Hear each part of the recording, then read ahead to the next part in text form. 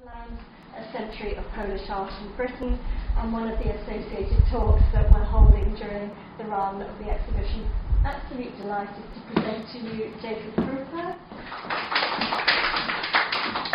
Thank you and good evening, ladies and gentlemen. Thank you very much for coming. My name is Jakub Krupa. I'm a Polish journalist working here in the UK. Came here 6 years ago, studied in the UK to my master's level, and stayed afterwards at so many other courses. I'll be talking about the Polish community today. At any point, if you have any questions, please raise your hand and straight away fire the questions. It's slightly beyond my usual remit, so I usually cover politics and society mostly. But here we'll go back to the 10th century and the history of that. So I may not know answers to all of your questions, but if I don't know the answer to any of the questions, I'll try to research that and come back to you. So first thing, I think it's fair to say that we've had a lot of coverage about the Polish community in this country for the last 2 years. Not necessarily always the most favourable coverage, to say the least. This is my personal favourite.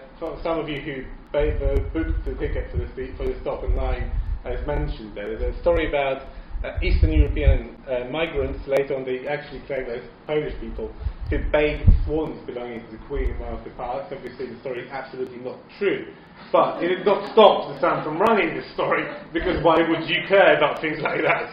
And there's been loads of stories like that, including my favourite one last year after the referendum.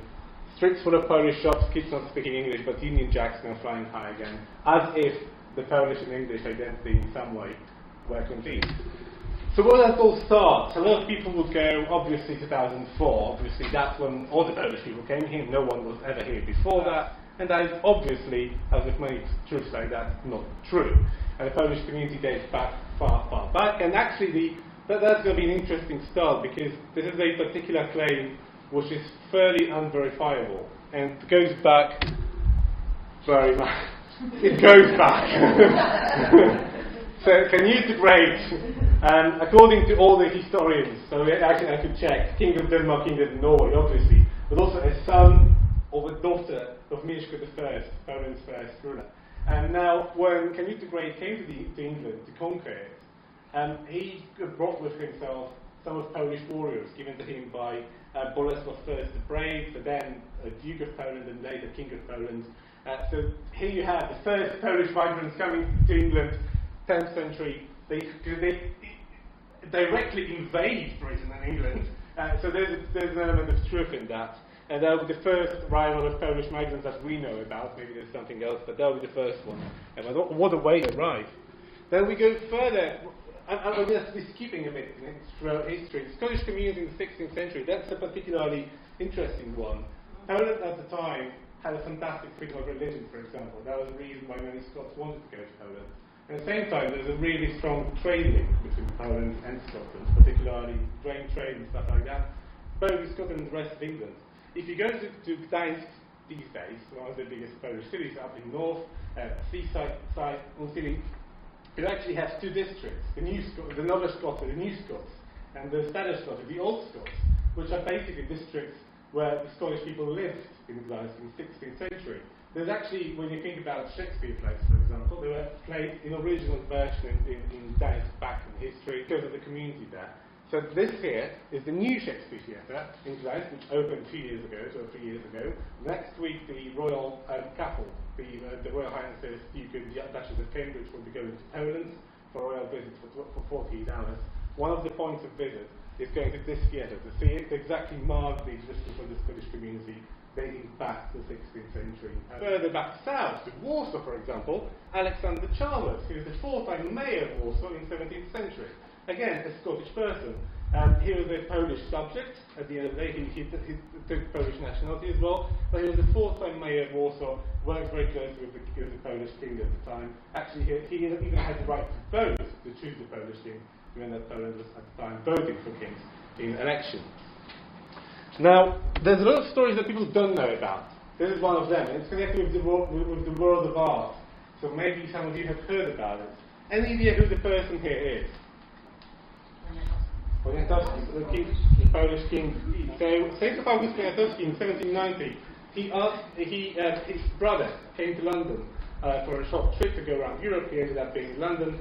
He met a couple of Martians. The most important one we're talking about is Noël des Enfants, He came back to Poland after that and spoke with his brother, the king, and said, look, there's this great guy, we got along very well, he's a great friend of mine, why don't you make him the Consul General of the Republic of Poland in England?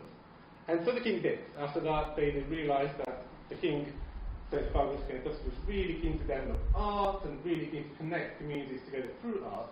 So he thought, why don't we do a royal collection of Poland? That would be the first open royal collection of Poland, open for everyone to see. So he commissioned it in 1790. Now, the problem is, as so many of you knowing Polish history will know, 5 years later, Poland was no longer on the map. So the men decided, who got the task of collecting the collection, basically ended up having a collection that no one bought from them. So they ended up having a full Polish royal collection with a lot of really big art, properly royal collection worth huge amounts of money, but no one willing to buy it from him. So fast forward, they were trying to sell it to different states, they're even going to Russia and saying, like, look, you invaded Poland, why don't you take it with you? And they said, like, no, we're not taking it, that's yours. Whatever you do with it, we don't want it. It ended up being the Danish gallery as it is now. It is, the estimation is that about 150, 160 of things that you can see on display in the Danish gallery now are part of the Polish royal collection that was commissioned back then. It then never made it to Poland. A couple of years back, there was a big exhibition about it called the Polish Connection, highlighting that Polish connection. But again, for so many people who think about the Polish connection as something that started very recently in 2004, there's a clear proof that that's just not true. Constitution of 3rd May. Again, some of you may have heard of it, some of you may know what it is. It is the first codified written constitution in Europe, again, written in a very particular moment of Polish history when Poland was between partitions, basically, and trying to re-establish itself as a major power. Now, why I'm mentioning it here, because this is the first edition of the Constitution printed in English. The reason for it, why it's so interesting, is that it was printed in England the same month when it was originally published in Poland. There's a huge intellectual debate going at the time between Polish and English philosophers, political philosophers, about the shape of the state, how it should look like in the future.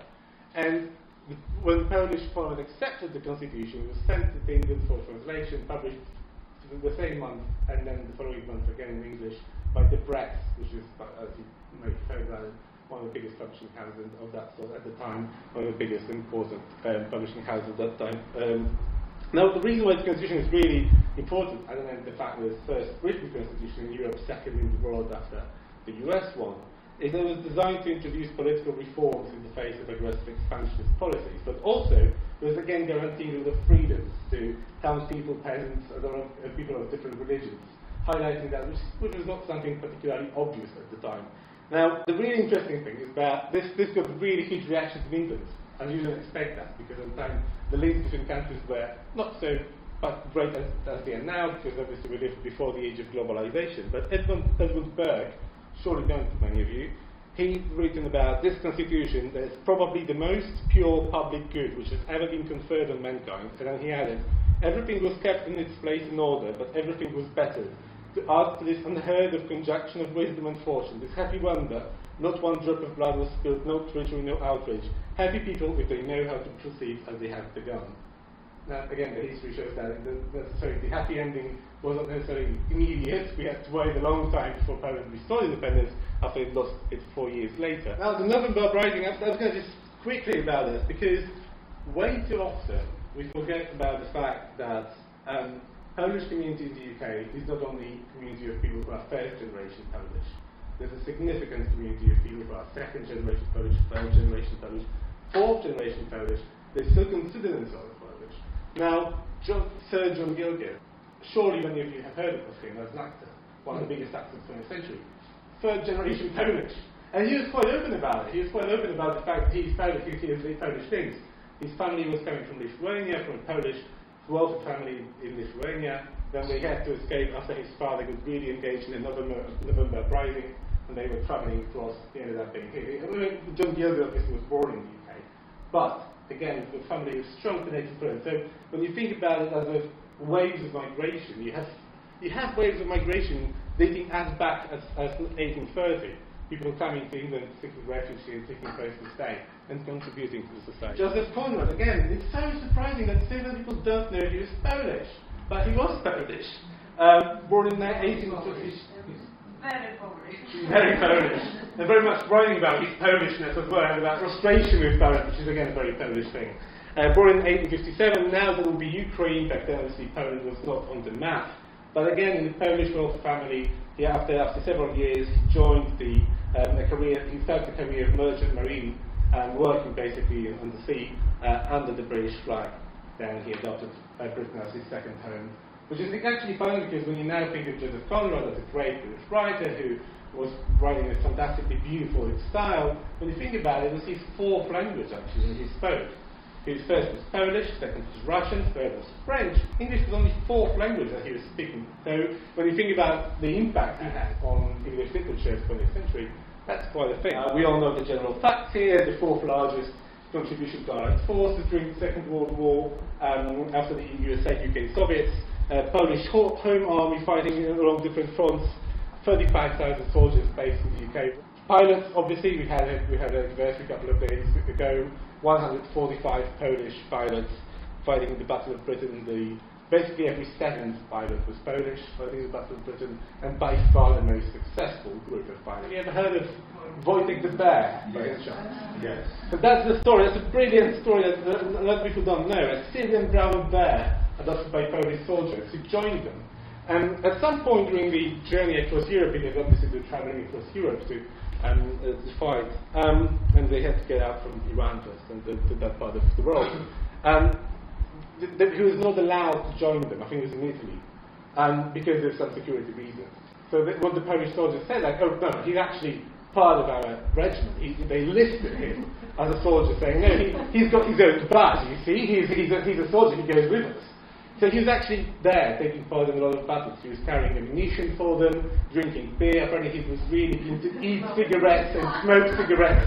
That was his big thing. And he ended up in Scotland. So that's how he started. A Syrian bear, and ended up in Scotland. So that's a great story again, and a brilliant story. There's a wonderful animated video online that you can see telling this story in much more detail than I have just said. Polish contribution to breaking the elite Macomb. I think it's fair that a lot of people say it was the unequal relay, as in there's a lot of people involved, the Polish, the French and the British. Obviously at the end the British probably code that effectively, but it was the Polish who first broke the code, who passed the information further to the French and to the British, and that's how the relay started. As a side note, you can actually go and see the Enigma if you haven't seen it. At the Polish Social and Cultural Association in London and Hammersmith, they have a unique version of it, the one that was probably could have been used by the Polish code breakers back then. It's on display so you can go and see it. Let me just quickly check you for one more thing. Krystyna Skarbek, that's another massively underreported story. I don't know if you've heard about it. It's the first female British agent ever in the Second War. She was Polish, she decided to join the British Army and started as a secret agent for them. The reason I'm mentioning it for you is that you may hear about her soon.